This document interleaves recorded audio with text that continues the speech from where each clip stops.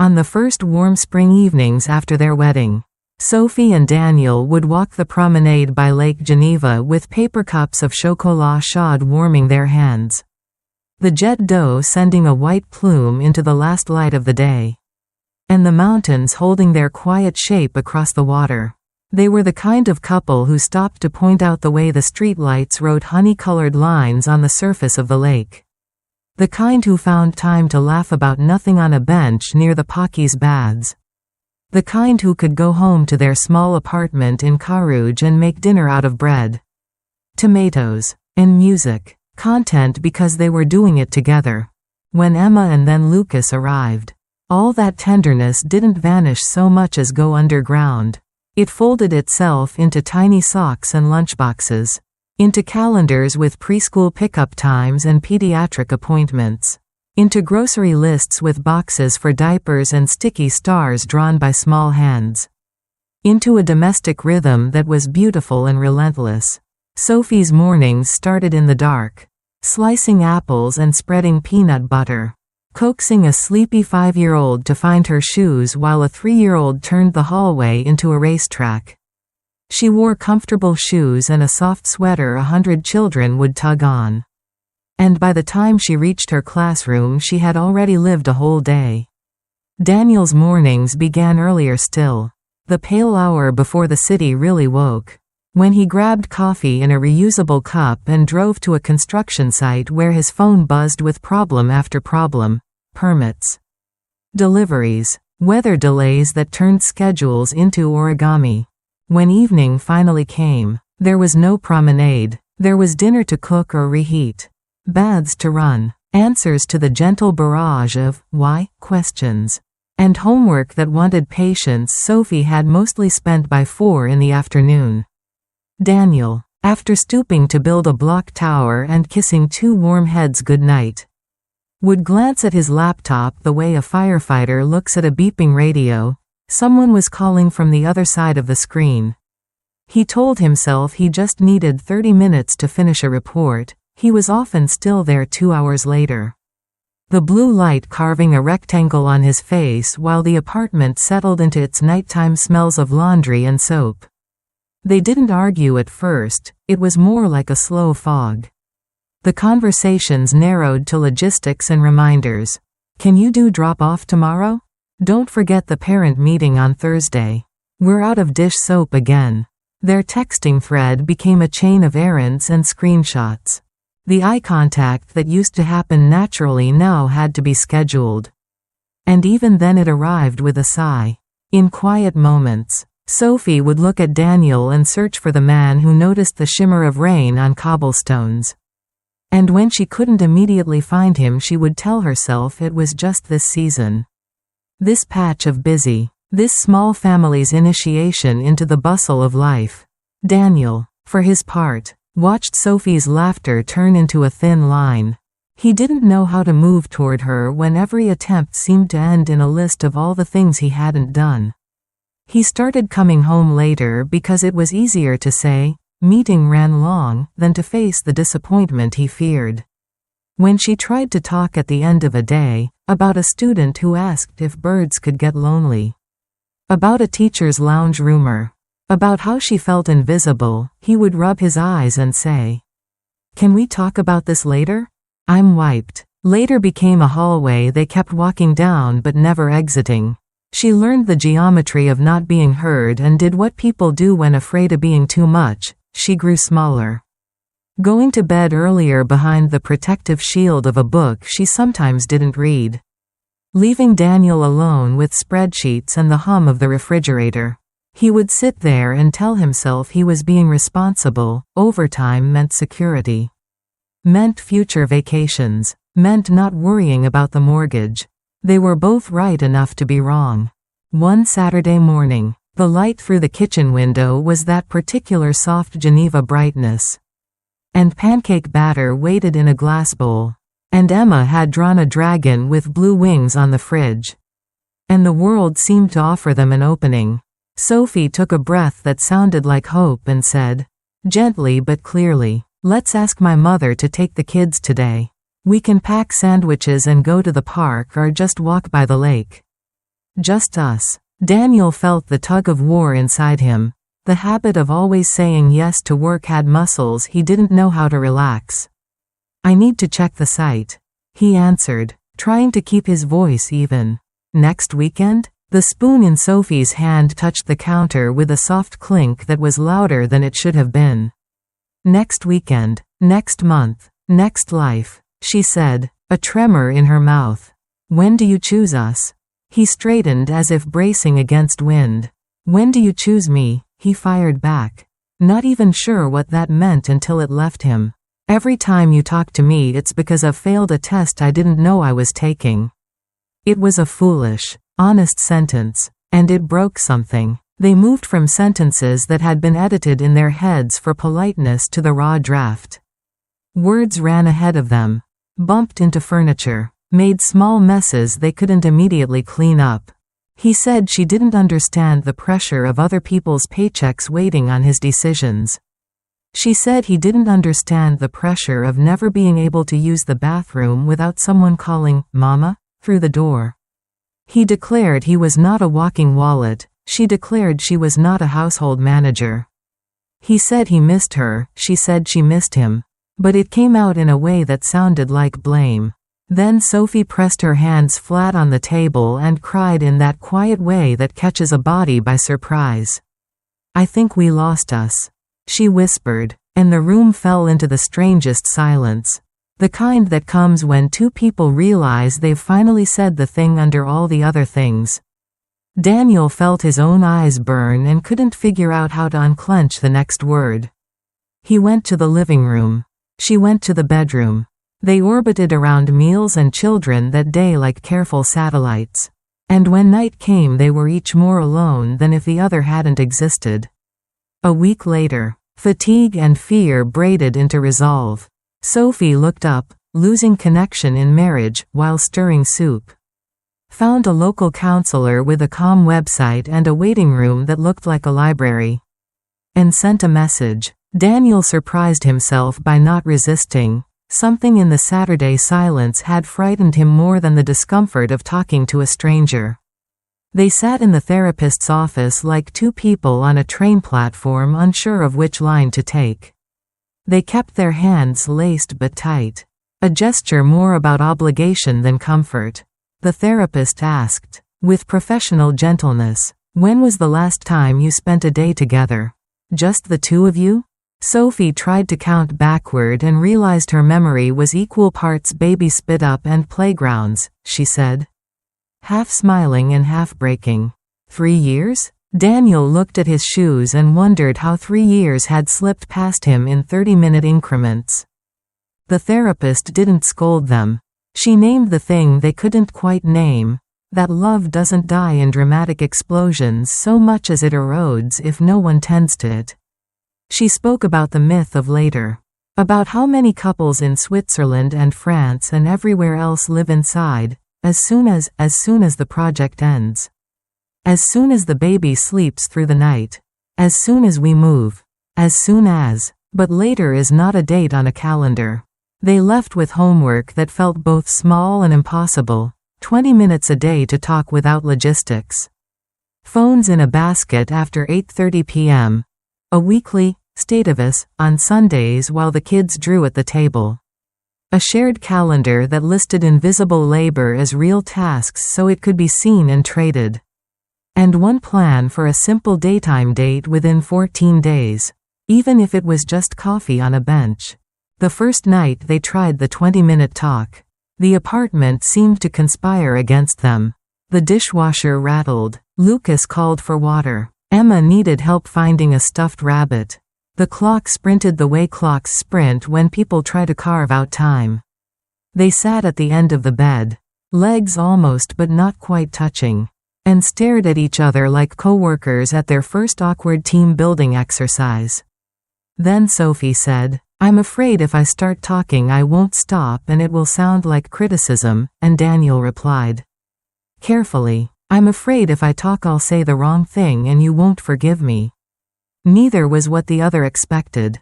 And because it was true it made a small space where gentleness could enter. She told him about the moment in a school corridor when a child's hand slipped into hers because she was the adult who was there. And how beautiful and crushing that felt. He told her about the site foreman who called at 8 p.m. because a delivery got sent to the wrong address and how, even when he didn't answer, he could feel the problem tugging at him like a rope.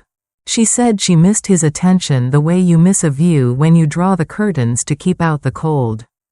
He said he missed the way she used to tell him he was good at things he didn't know he was good at.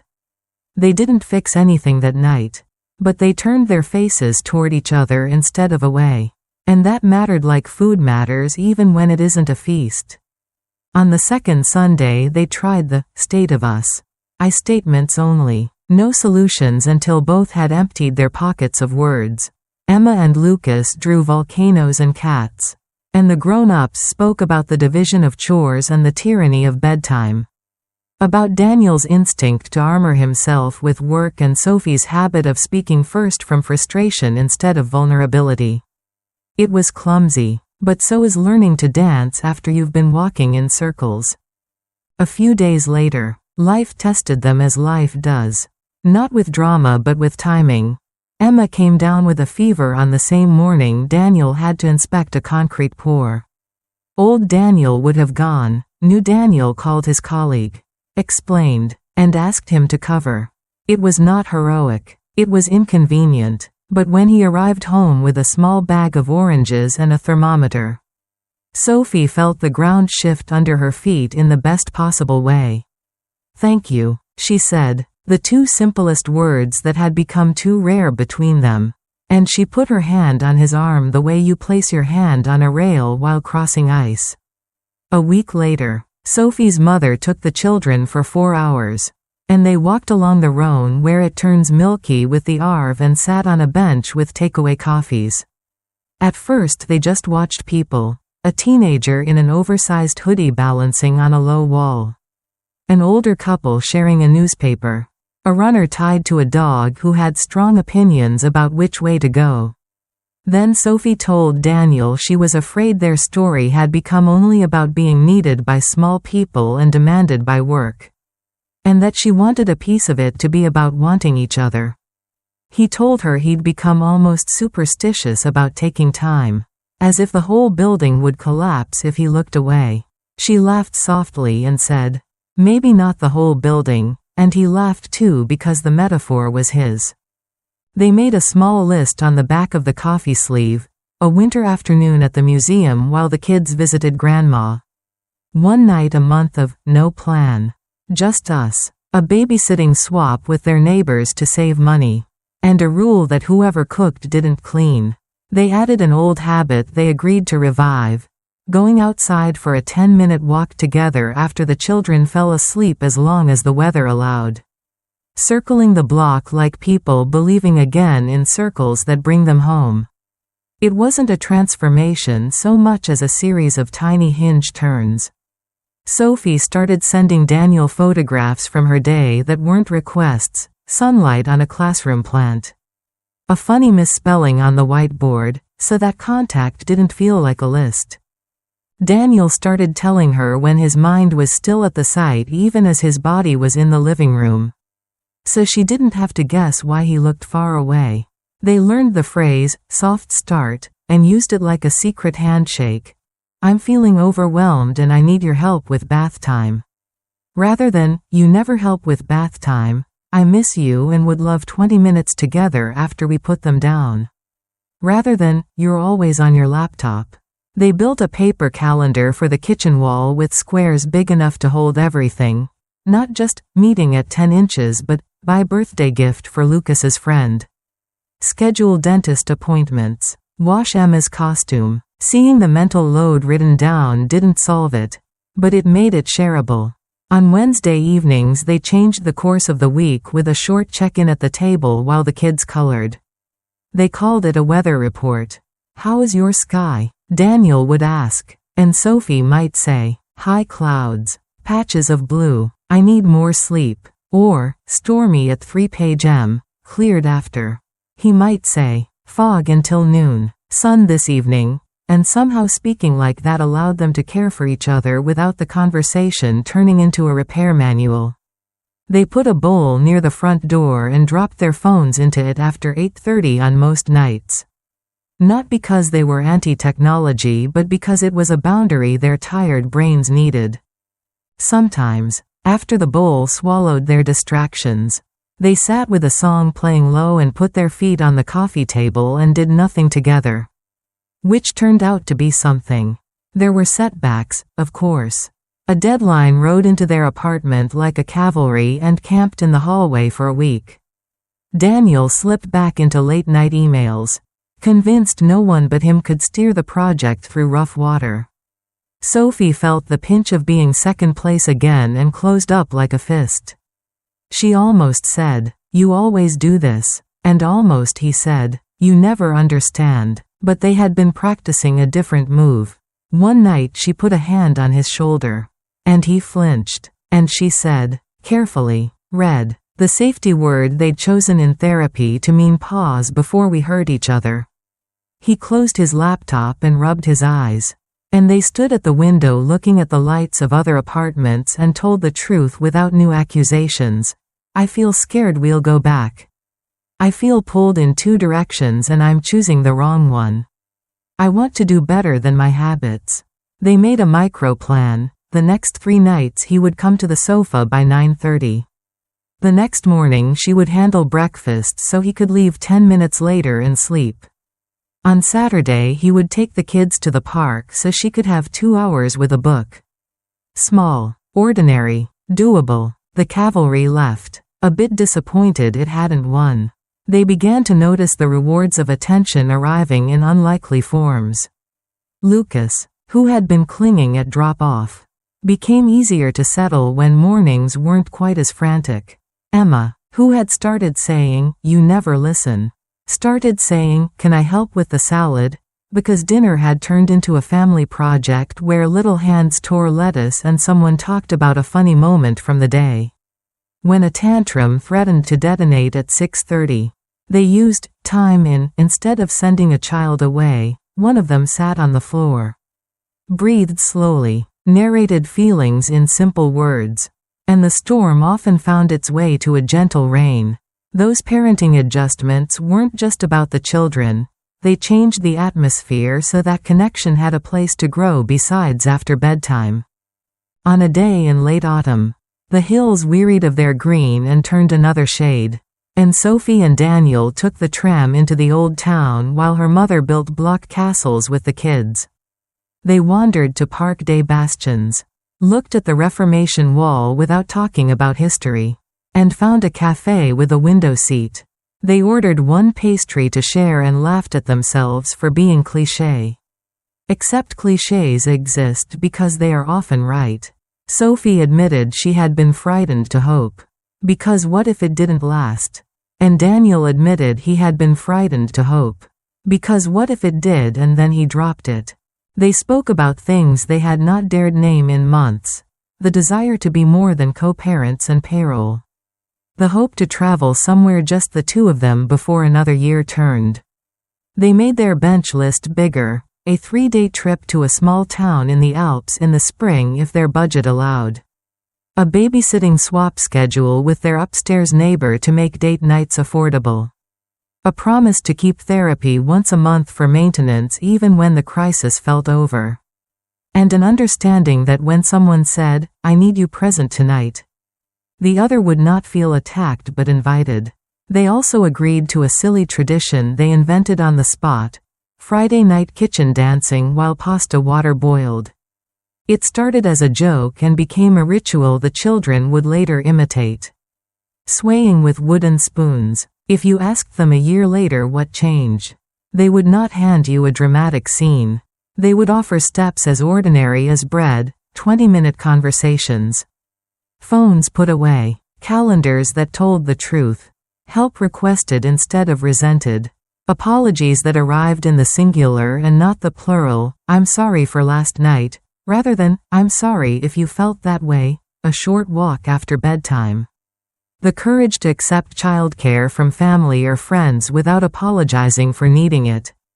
The humility to ask neighbors for a babysitting exchange when money was tight. A rule to revisit rules when life changed. And the discipline of weekly check-ins even when it felt like overkill. They would tell you about the hard night when Emma got sick and the washing machine broke and Daniel missed a call from work, and how they fought and then stopped mid-sentence because one of them remembered to say, "Pause," and the other remembered to breathe. And how they found their way back to a plan at the kitchen table with the lights low and a clock that seemed to tick with them instead of against them. They would tell you about the first time in a long while they went out for dinner and talked about music and books, and how the servers spoke French and English around them, and the sound of it was like living on a border where you could choose joy in more than one language. They would tell you about their children's faces when grandma arrived for a sleepover and both parents wore shoes at the same time to go somewhere without car seats. And how love sometimes looks like two adults walking briskly toward a bus because they are about to miss a reservation and still holding hands while they hurry. And they would tell you this. If you asked quietly enough, that marriage did not become less work. It became work they both knew how to do because they named it and parceled it and showed up for it. In the winter, Geneva's light turns thin and careful. On an evening like that, Sophie and Daniel stood again by the lake. Cheeks pink, cups steaming. The plume of the jet dough rose in a spray that caught the last of the day. And the windows across the water made a necklace of small squares. They talked about the little ways their life had changed. How Daniel learned to send a text that said, "Thinking of you at 2 p.m., and how Sophie learned to say, "I need 30 minutes to reset after school," without apology. They spoke about the teacher who told Sophie that Emma's drawings had started to include 4 figures holding hands instead of 2. And about Lucas's new habit of announcing family meeting and then issuing orders for more pancakes. They smiled in that way you do when the simple sweetness of it surprises you. The solutions they found would be familiar to any couple in the US or Europe, balancing caregiving and work and the cost of everything. Swap care with friends when professional childcare feels out of reach. Write down the invisible tasks and trade them like real work because they are. Set a no screens window that protects the thin hours when you might otherwise be roommates. Choose a weekly walk over an expensive date if that's what the budget allows. Keep a standing appointment with honesty even when you believe you no longer need it. And when someone says, "Red," or "Pause," or "I miss you," treat it like a smoke detector and respond before the fire. In the months after that hard Saturday, they still stumbled. They still had nights when the pasta boiled over and the music didn't play and someone snapped. But the difference became muscle memory. They didn't wait a week to fix what took an hour to break. They had a shared language: soft start, weather report, phones in the bowl, 10-minute walk, I statement, repair attempt, plan. They had the humility to admit when they forgot. They had the courage to begin again on any given Tuesday. And for 2 people who once believed that love would simply hold itself up, it became a quieter, truer hope that love could be tended. Like a lake path you walk so often your feet know where to turn. Like a kitchen where the hands learn which drawer holds the wooden spoon. Like a calendar with squares that keep filling but now include a line that says, us. One early evening in late spring, the city took off its winter jacket. The tram doors sighed open, and a breeze from the water slipped into their sleeves.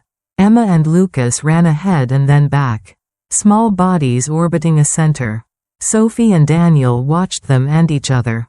"Do you remember the first time we walked here?" Sophie asked, and Daniel nodded. She leaned her head on his shoulder. He slid his arm around her. It wasn't dramatic. It didn't need to be. Somewhere nearby, a boy on a skateboard jumped and landed. And someone laughed. And a cyclist rang a bell. The world went on being ordinary, and in that ordinary world, they found the most extraordinary thing, not the return of youth or the muting of responsibility, but the quiet decision to make room for one another again and again.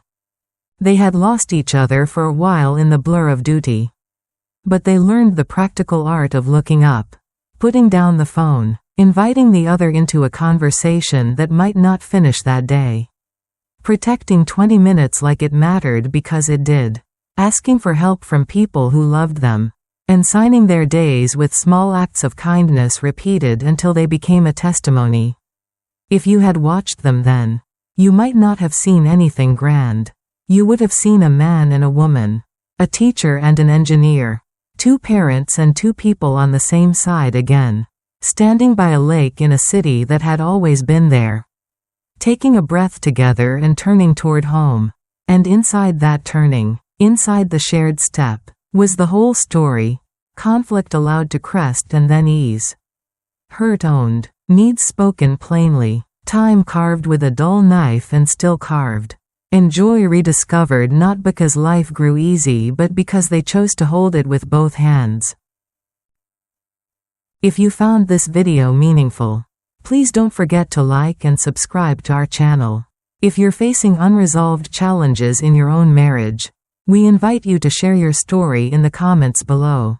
We read every message, and we hope our words of encouragement will give you the strength to keep going. Even on the hardest days, we're here with you, and we look forward to seeing you again in the next episode.